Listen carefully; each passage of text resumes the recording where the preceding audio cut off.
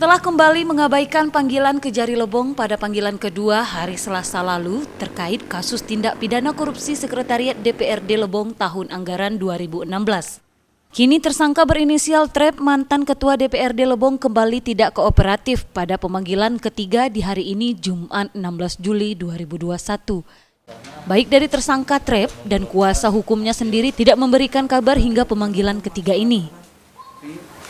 Terkait perkembangan proses penyidikan dari dugaan perkara tindak pidana korupsi Sekretariat DPRD Kabupaten Lebong tahun anggaran 2016 sesuai dengan yang sudah dijadwalkan pada hari ini yaitu tanggal 16 Juli 2021 terhadap tersangka yang belum hadir memenuhi panggilan penyidik dengan inisial TREP. Sampai saat ini juga belum ada kabar baik dari kuasa hukum maupun dari yang bersangkutan. Tersangka belum hadir memenuhi panggilan penyidik dan itu merupakan sudah panggilan ketiga.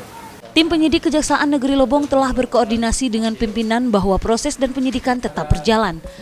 Selepas hari ini tersangka Trep akan dijemput paksa, namun tim penyidik akan melacak dan menelusuri terlebih dahulu keberadaan dari tersangka yang tidak diketahui kabar dan keberadaannya.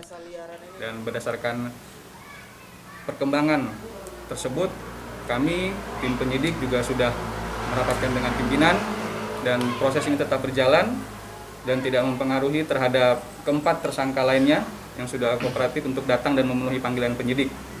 Oleh karena itu terkait tersangka TREP, kami akan melakukan upaya paksa ke depannya. Setelah tanggal 16 Juli ini kami akan lakukan upaya paksa. Ya. Proses tetap berjalan, penyidikan tetap berjalan. Dan kami juga sudah menelusuri mulai melacak keberadaan yang tersangka karena sampai saat ini tidak ada kabarnya dan tidak diketahui keberadaannya. Dari lokasi, tim Lebong TV melaporkan.